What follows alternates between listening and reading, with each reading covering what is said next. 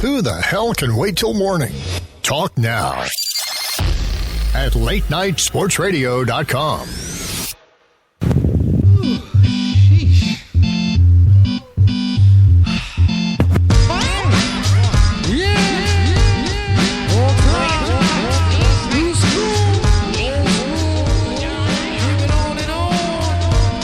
Yes. It's that time of the night on Late Night Sports Radio. Welcome to the FantasyGreek.com's NFL Football Power Hour. I'm your host, Jim Saranteas of the FantasyGreek.com, and I'm joined by our producer from 87sportsfans.com, the lovely Keith Grieve. Keith, how are you tonight? Wow, I'm lovely now? You're lovely now. Yeah, wow. You've gotten better looking since Monday, apparently. You might be the first person to ever say that about me, but hey, thanks. I'm great. How are you today? I'm doing well. Exciting times. We've had a bit of news today from the Buccaneers as well as from the Broncos. We'll try and touch on that towards the end of the show. But tonight we've got a special guest on the FantasyGreek.com's NFL Football Power Hour. Today in the first half of the show, everyone, we'll be talking exclusively about the NFL Draft and NFL Draft picks with Dan Shonka of Our Lads NFL Scouting Services. Then in the second half of the show, we'll pick up where we left off in our free agent segment called Keep 'em or Forget 'em, or Keep 'em or Cut 'em, whatever you want to call it, and then touch on a few of the news items in the past few days. And just a reminder, if you're listening live and you have any questions or comments, feel free to give us a call at 585-633-7487. That's 585-633-7487. Or you can tweet the Greek at hashtag AskTFG. That's hashtag AskTFG on Twitter. And remember, there is no such thing as a stupid question, only stupid answers. So with that being said, without further ado, I would like to welcome our guest tonight, Mr. Dan Shonka. Welcome to the show, Dan. Thanks, Jim. My biggest concern is the lack of pre-show promotion. There was lots of great Twitter out there. So hopefully everybody heard that, and maybe we can pass on some knowledge. Yeah, you know what, Dan? The people you saw for our listeners out there, we had just an onslaught of retweets of our social media Twitter promotion of the show. Dan, we've got 17 writers, and all of them stepped up when they heard you were going to be on the show and sort of tried to help the process out. So I'm so glad that we got you here and we were able to do that for you. Now, that all having been said, tell our listeners a little bit about Our Lads NFL Scouting Services and something I always find interesting, your experience as an NFL scout.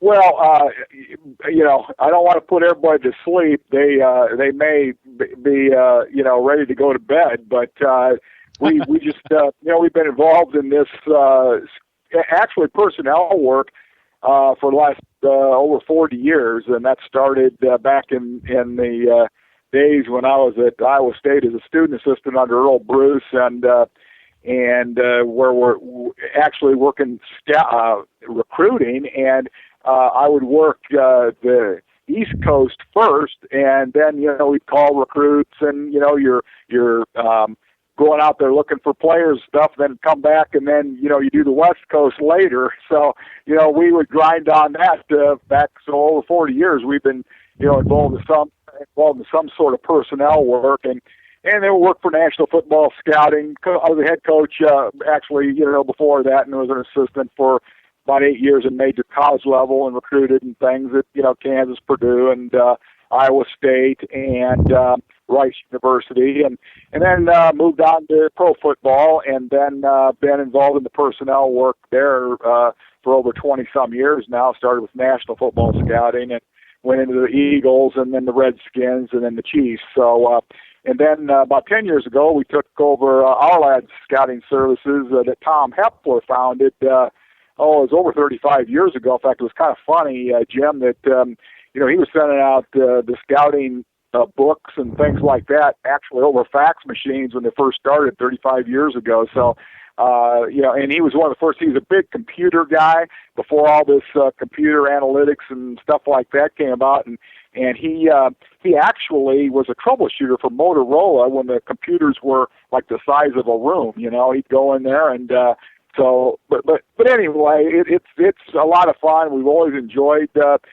player personnel evaluation part of it, and every year, hey, you got a group of new guys, and we take a lot of pride in trying to get these guys right. We helped select the East-West All-Star game, and last year we had 19 guys that played in the game that didn't go to the combine. I know everybody gets disappointed when they don't get a chance to go to the combine stuff, but we had at least 19 guys that finished up on 53-man rosters that didn't go to the combine, and they weren't drafted and things like that. But so it just goes to show you that, hey, if you got some grit in you, you can still play. Yeah, Dan, I love tooting your horn a little bit, if only because it's so interesting to me. Sometimes you're involved in helping personnel departments for teams. There's a dispute between the coaches and the scouts as to a player. My understanding is sometimes you'll get involved in that.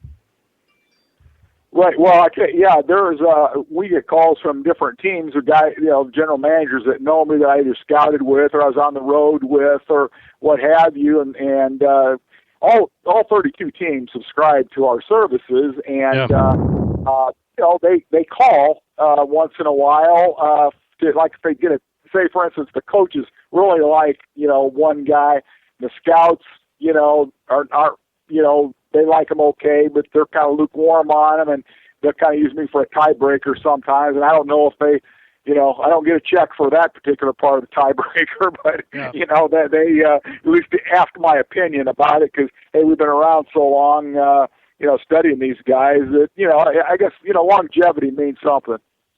Absolutely, and we could go one of two ways with the show. I mean, we could keep talking about your background and talk about players and teams, scouting war stories. I plan on asking you one towards the end of the interview.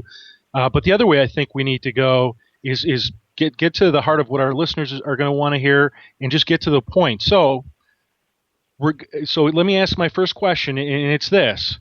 It's very relevant to the times and some of the news that came out today for the Tampa Bay Buccaneers. And I suppose regardless of any news that came out today about the Buccaneers, if you were a Buccaneers scout and Lovie Smith came up to you and said, hey, Dan, we need a quarterback with our first pick, who do I pick with the first overall pick in the draft and why?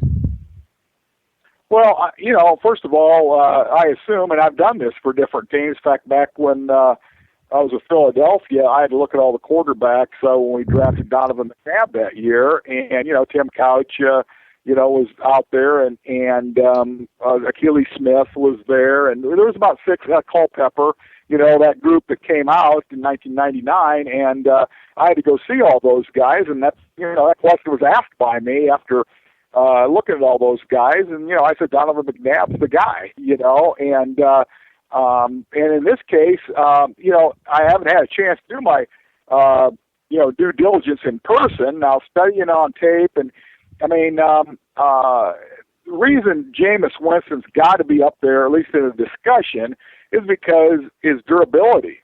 The off-the-field stuff is very bothersome, no question about it. And that's going to be discussed, around the table. And I've been involved in those discussions on other players because, but another year, I think it was 94, I want to say, in Philadelphia, my top guy was Warren Sapp.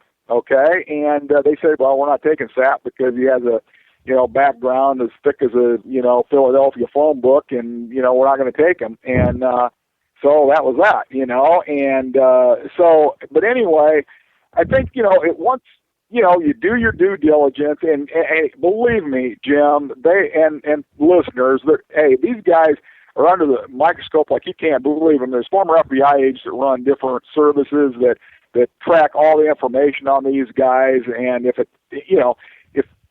the team decides to take the guy, with the background problems, then you get what you deserve because you've got all the information. You've got psychological tests. You've got personal interviews. I mean, an area scout should know Jameis since he walked into Florida State, will know everything about him. The convenience store down the street. It doesn't, you're going to know all about this guy. And if, they say, hey, he's okay from everything we've checked up, then, and the owner, you talk to the owner and say, hey, then pull the trigger. You go for that guy. Now, it's easy Marcus Mariota, at least right now, I mean, you don't.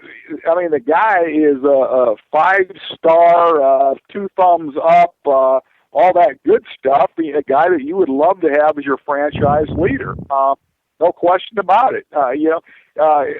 Sometimes I tell you what, Jim, they say a leopard doesn't change his spots, and that's the one that's kind of scary. A little bit about some of the off-field stuff that Jameis had. But one thing count on Mariota, I mean, here's a guy that's been solid.